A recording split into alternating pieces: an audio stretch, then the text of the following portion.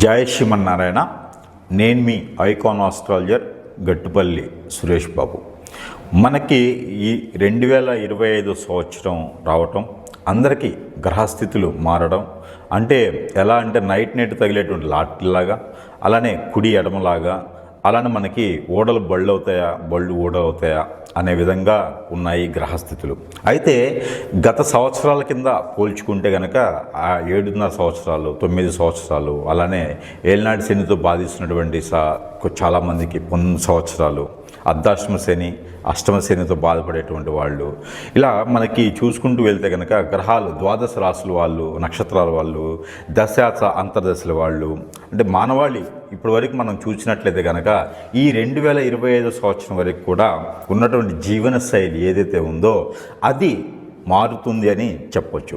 గ్రహరీత్యా కావచ్చు, అలానే ప్రకృతి రీత్యా కావచ్చు, అలానే వైపరీత్యాల వల్ల కావచ్చు, ఎలా అయినా సరే మనకి ఏంటంటే గ్రహరీత్యా కొంతవేరే మార్పు వస్తున్నది చెప్పొచ్చు. అలానే మనకి ఎవరు ఎన్ని రకాలుగా మనం అనుకున్నా, ఎన్ని రకాలుగా చూసినా కూడా ఒకటి మాత్రం గుర్తుపెట్టుకోవాల్సిందంటే మనం అందరం కూడా భూమి మీద ఉంటున్నాం కాబట్టి ఈ గ్రహాల స్థితిగతులు, ఈ గ్రహాలు అటు ఇటు మారడం వల్ల మనలో ఉన్నటువంటి ఏవైతే ఉన్నాయో రుమ్మతులు కావచ్చు, విజ్ఞానాలు కావచ్చు, విజ్ఞానాలు కావచ్చు, అలానే మనకి ఉన్నటువంటి జాతకరీత్యా కావచ్చు, ఏవైతే ఉన్నాయో ఇవన్నీ కూడా మార్పులు జరిగేసి అదృష్టం వర్ణించవచ్చు.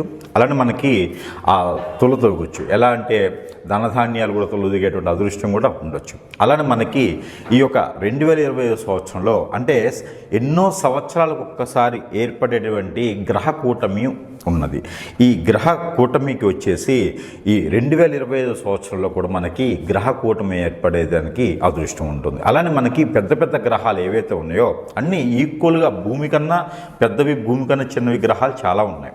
అందులో మనకి ఈక్వల్గా ఉండేటువంటి గ్రహాలు కొన్ని ఉన్నాయి. దాంట్లో ఒకటి బుధుడు, అలానే శని భగవానుడు, అలానే మనకి రాహువు కేతులు. వీళ్ళందరూ కూడా ఏంటంటే మనకి ఎప్పుడో ఒకసారి సంవత్సరాలకు ఒకసారి, అంటే 18 మాసాలకు ఒకసారి, కొన్ని 8 మాసాలకు ఒకసారి ఇలా మారుతూ ఉంటాడు. మనకి ప్రతి నెల చూసుకున్నట్టయితే కనుక రవి భగవానుడు మారుతూ ఉంటాడు. అలానే మనకి ప్రతి 3 రోజులకు ఒకసారి ఇక చంద్రుడు మారుతూ ఉంటాడనమాట. అలానే మనకి ఈ గ్రహాలు స్థితిగతులు ఏ రాశిలో ఏ గ్రహం ఉండటం వల్ల మంచి జరుగుతుంది, శుభ ఫలితాలు ఉంటాయి, అశుభ ఫలితాలు ఉండడం వలన ఏ గ్రహానికి ఏ దోషం కానీ సంబంధించి కానీ పరిహారాలు కానీ దానికి సంబంధించినవి చేసుకోవడం వల్ల మంచి జరుగుతుంది అనేది చూసినట్లయితే కనుక. అయితే ముందుగా మనకి జనానికి చెప్పాల్సిందని ఒక విషయం, ప్రేక్షకులకి చెప్పబోయేది ఏంటంటే ఈ మార్చి మాసంలో 2025 సంవత్సరం ఈ మార్చి నెలలో 29వ తారీఖున సాయంత్రం 4:21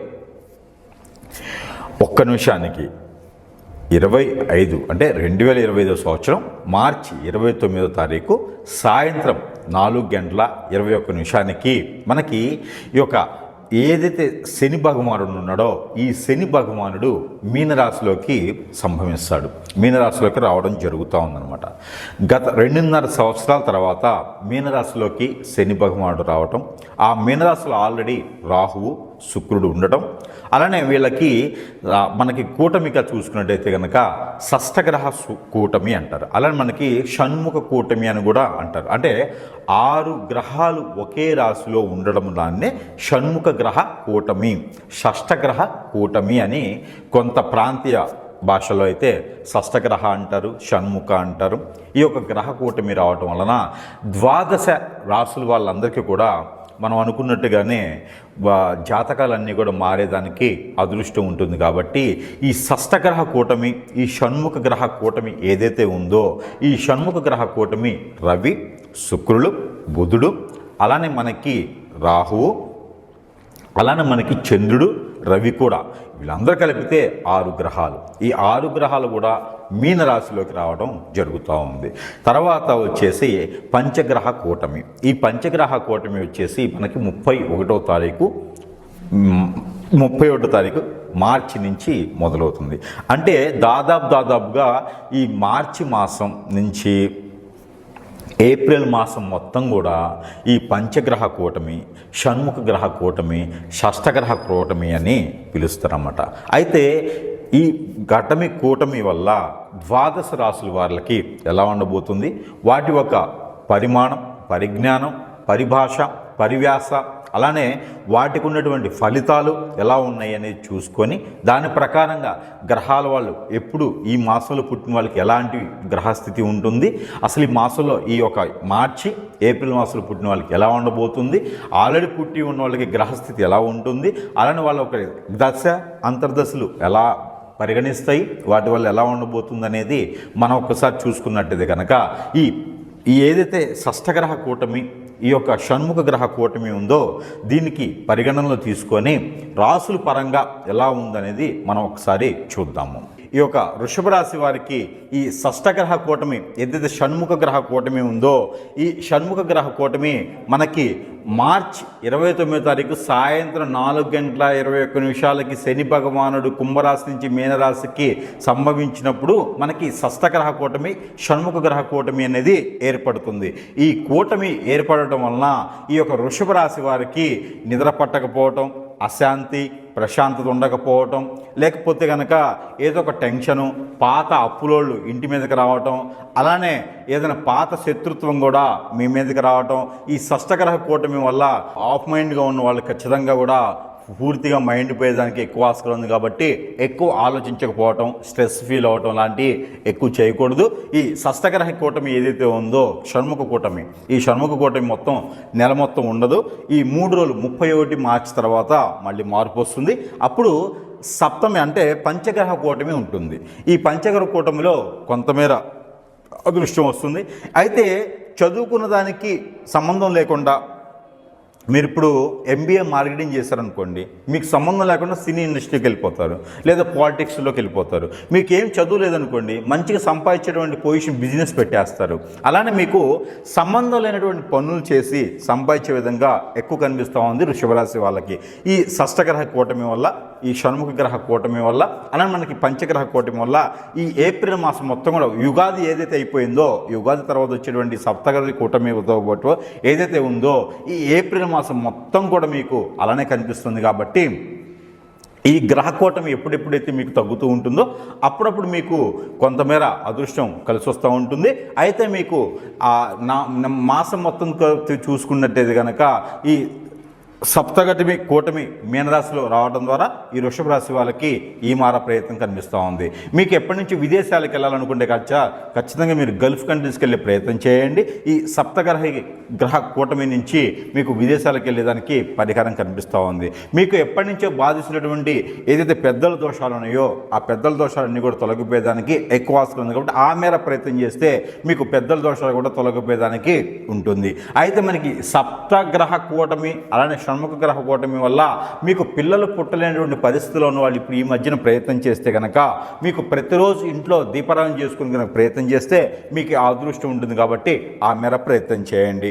ఈ వృషభ రాశి వాళ్ళకి మరింత కలిసి వచ్చేందుకు మన చివరిలో చెప్పేటువంటి పరిహారాలు ఏవైతే ఉన్నాయో ఆ పరిహార నిమిత్తం కూడా మీరు ఆశ్రయించినట్టయితే కనుక అదృష్టం మీ వంతు వరించేలా ఉంటుంది. కాబట్టి ఎవరో చెప్పారు, గురువు గారు చెప్పారు, మాకు సప్తగ్రహ కూటమి ఉంది, షణ్ముఖ గ్రహ కూటమి ఉంది, పంచగ్రహ కూటమి ఉంది, దీనివల్ల మాకు అదృష్టం రావట్లేదు, మాకు ఏదైతే రుమ్మతులు ఉన్నాయో అవన్నీ పోవట్లేదు, ఆర్థిక స్థితిగతులు ఉన్నాయని చెప్పేసి ఎవరైనా చెప్పుకుంటే కనుక అవేం బోగస్ మాటలు నమ్మేదానికి ఏం అవసరం లేదు. కాబట్టి ఏ యజ్ఞ యాగాలు హోమాలు ఏమి చేపించే అవసరం లేదు. మీకు ఉన్నటువంటి గ్రహరీతి ప్రకారంగా, గ్రహస్థితి ప్రకారంగా కూడా మీకు ఎలాంటి ఇబ్బంది ఉంది. కాబట్టి మీరు అందరూ కూడా మనం చివరిలో చెప్పిన పరిహారాలు ఒకటి చేసుకోవడం ద్వారా కూడా మీకు ఈ గ్రహరీత్యా ఉన్నటువంటి దోషాలను కూడా తొలగిపోయేదానికి ఎక్కువ అవసరం ఉంది. కాబట్టి అలాంటి స్వామీజీలు, దొంగ స్వామీజీలు నమ్మేసి మీరు ఏ గ్రహ కూటమి కూడా మీరు వృషభ రాశి వాళ్ళకి ఏమీ చేయదు.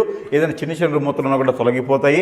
ఈ ఏప్రిల్ మాసం కొంచెం జాగ్రత్తగా ఉంటే సరిపోతుంది, ప్రయాణాలకు జాగ్రత్తగా ఉంటే సరిపోతుంది. కాబట్టి ఆ మేర ప్రయత్నం చేసేసి అందరూ అదృష్టవంతులుగా ఉండేందుకు మనం చెప్పేటువంటి పరిహారాలు కూడా పాటించండి. అదృష్టవంతులు అవ్వేదానికి ఆస్కారం ఉంటుంది. ఎవరైనా పెళ్లిళ్ళు చేయాలనుకున్న వాళ్ళు వీళ్ళంతా కూడాను మీరు ఏదైనా దోషాలుంటే ఆ దోషానికి విముక్తిగా పరిహారానికి ఈ రాశి వాళ్ళందరూ కూడాను మీరు చేయాల్సింది ఏంటంటే నాగుల పడిగలు ఎక్కడైతే ఉన్నాయో పుట్ట అంటే నాగమేశ్వరం పుట్ట మట్టితో పెట్టినటువంటి పుట్ట ఎక్కడైతే ఉందో, అలానే మీకు దగ్గరలో నాగపడిగలు కానీ పుట్ట కానీ, సుబ్రహ్మణ్యేశ్వర స్వామి ఆలయం కానీ, అలానే కుమారస్వామి ఆలయం కానీ, అయ్యప్ప స్వామి వారి దేవస్థానం కానీ ఉంటే కనుక అక్కడ మీరు పంచామృత అభిషేకం కనుక మీరు నిర్వర్తించినట్టయితే, ఏదైనా మంగళవారం, బుధవారం లేదా శుక్రవారం, ఆదివారం లేదా శనివారం అయినా సరే, మీరు ఈ మాసం మొత్తం కూడా మీకు కుదిరినప్పుడు ఏదో ఒక వారంలో కనుక మీరు అభిషేకార్చన కనుక మీరు చేయించినట్లయితే, ఎవరైతే పెళ్ళిళ్ళు కానీ, నాగదోషం, నాగపడిగల దోషం, అలానే కాలసర్ప దోషం ఎవరైతే బాధపడుతున్నారో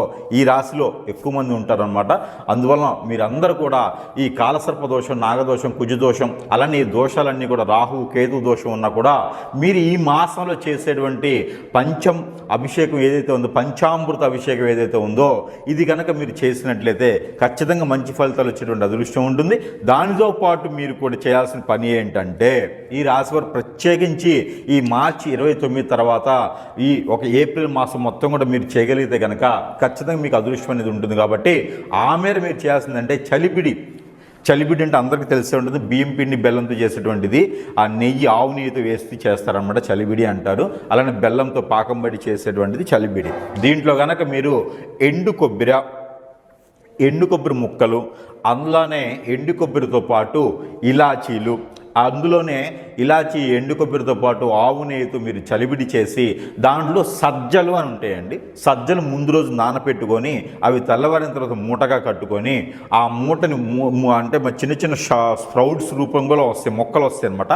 అవన్నీ కూడా ఆ ఒక నైవేద్యంలో, ప్రసాదంలో కలిపేస్తే కనుక, ఏది చలిబిడిలో కలిపి కనుక ఉంటే, ఆ చలిబిడి తీసుకెళ్ళి మనం అనుకున్నటువంటి కుమారస్వామి కానీ, అలానే సుబ్రహ్మణ్య స్వామి కానీ, నాగపడిగలు కానీ, పుట్ట కానీ, మానసదేవి అమ్మవారు కానీ, ఇలాంటి దగ్గర మీరు నైవేద్యం పెట్టినట్టయితే కనుక ఖచ్చితంగా మీకున్నటువంటి గ్రహరీత్యా దోషాలన్నీ కూడా తొలగివేసేసి, మీకున్న వాత, పిత్త, కఫం నుంచి, ప్రకృతి నుంచి వచ్చే వైపరీత్యాలు అన్నీ కూడా మీకు తొలగిపోయేదాకా ఆస్కారం ఉంటుంది. కాబట్టి ఖచ్చితంగా ఒక్క వారమైనా సరే మీరు ప్రయత్నం చేయండి. ఆడవాళ్ళైనా మగవాళ్ళైనా, పెళ్ళి అయిన వాళ్ళైతే పిల్లలు పుట్టడానికి ప్రయత్నం చేయండి, పెళ్ళి అవ్వడానికి కూడా మీరు ఈ దోషానికి ప్రయత్నం చేయండి. ఖచ్చితంగా భార్యాభర్తల మధ్య ఎడబాటు ఉండే కూడా ఇలాంటి ప్రయత్నాలు చేయడం ద్వారా ఖచ్చితంగా మీకు అందరికీ అదృష్టం వచ్చేలాగా ఉంటుంది. కాబట్టి అష్టైశ్వర్యాలు ప్రాప్తిగా చెందుతుంది. కాబట్టి ఖచ్చితంగా ఈ మాసం మొత్తం కూడా మీరు ఈ షష్టగత కూటమిలోను, అలానే షణ్ముఖ కూటమిలోను, అలానే పంచగ్రహ కూటమిలోను వీరాన్ని చేయడం ద్వారా గ్రహరీత్యా ఉన్నటువంటి వైపరీత్యాలు కూడా అన్ని తొలగిపోయేలా ఉంటుంది. కాబట్టి ఆ మేర అందరూ ప్రయత్నం చేసి అదృష్టవంతులు వాళ్ళని కోరుకుంటా ఉన్నాను.